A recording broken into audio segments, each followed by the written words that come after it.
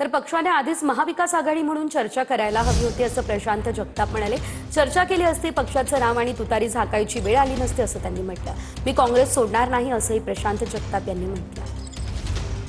शरदचंद्र पवार पक्ष महाविकास आघाडीसोबत चर्चा करतो म्हणून परत जाण्याचा काही विचार नाही। कसं आहे की जीवन पुन्हा नाही आणि असलं तर प्रशांत जगताप म्हणून नाही किंवा त्या ठिकाणी कापसे म्हणून प्रदीप कापसे म्हणून नाही। आपण जो एखादा निर्णय घेतलाय आणि मग आपण कोलांट्या उड्या मारतोय, माकड उड्या मारतोय असं चित्र आताच्या पिढीला आणि पुढच्या पिढीलाही तसं व्हायला नको याची काळजी मी नक्की घेईन। आज जी महाविकास आघाडीसोबत चर्चा होते जर ती कदाचित 10-15 दिवसांपूर्वी झाली असती तर पुण्यामधलं चित्र वेगळं पाहायला मिळालं असतं का? नक्कीच। आज हे सगळं कायमस्वरूपी झाकायची वेळ आलेली आहे, ते झाकायची वेळ आली नसती। आपण पाहतो इथं राष्ट्रवादी काँग्रेस पार्टीचा सिम्बॉल होता, तुतारी होती, साहेबांवर इतरही फोटो होते, त्यामुळे हे झाकायची कायमस्वरूपी झाकायची वेळ आली नसती।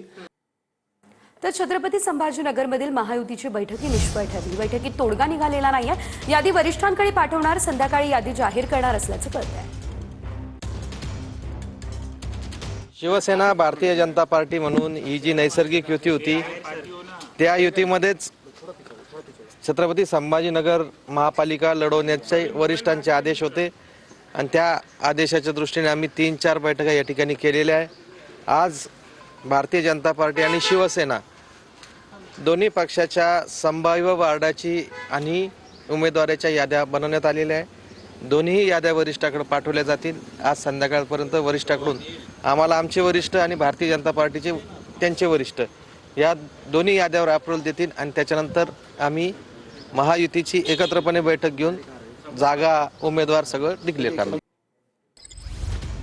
तर बैठकीमध्ये तोडगा निघाला नसल्याचं कळतंय। महायुतीची बैठक पार पडली ज्याच्यात तोडगा निघालेला नाहीये, बैठक निष्फळ ठरली आहे। महत्वाची बातमी समोर येते ती म्हणजे सोलापूर महापालिकेसाठी महाविकास आघाडीचा फॉर्म्युला ठरलेला आहे। काँग्रेस 45, ठाकरेंची शिवसेना 30, पवारांचे राष्ट्रवादी 20 आणि माकप 7 असा हा फॉर्म्युला निश्चित करण्यात आला। 7 पक्ष मिळून 102 जागा लढवणारे मनसेसोबत असणार असं अजय दासरी यांनी सांगितलंय।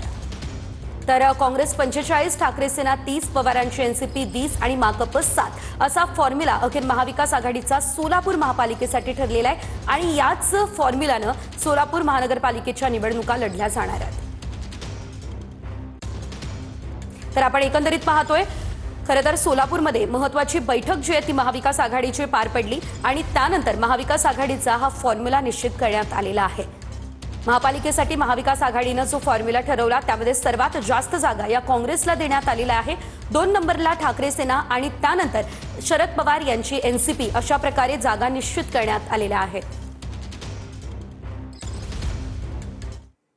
आणि यानंतर पुढे एक महत्वाची बातमी ती म्हणजे उमेदवारी अर्ज भरताना गुंड बंडू आंदेकरकडून जोरदार घोषणाबाजी करण्यात आली। आंदेकरांना मत, पिकासाला मत आंदेकरने घोषणा दिल्या। उमेदवार आहे दरोडेखोर नाही असं बंडू आंदेकर म्हणाले। अंधेकरांना मत म्हणजे विकास, नेकी का काम अंधेकर का नाम। अंधेकरांना मत म्हणजे विकास कामाला मत। बघा मला कसं आणलेलं आहे लोकशाहीमध्ये, हे लक्षात घ्या। मी उमेदवार आहे, उमेदवार दरोडेखोर नाहीये। नेकी का काम अंधेकर का नाम। अंधेकर जिंदाबाद।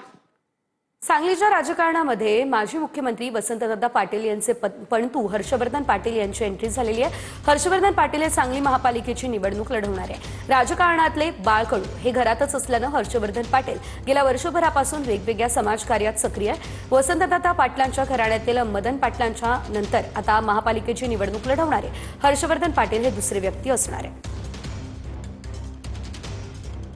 पण एक असं वाटलं की आपण लोकसेवा करावी। सांगली शहर जिल्ह्यावर आम्ही दरवेळेस आमचा फोकस असायचा, पण ह्यावेळेस शहरमधनं कोणतरी यावं त्यामुळे मी ह्याच्यात उतरलोय आणि शहराचा विकास हेच एक मोटिव्ह ठेवून प्रभाग असेल किंवा सांगली शहर दोन्हीवर आम्ही फोकस ठेवून त्या हिशोबानं काम करतो।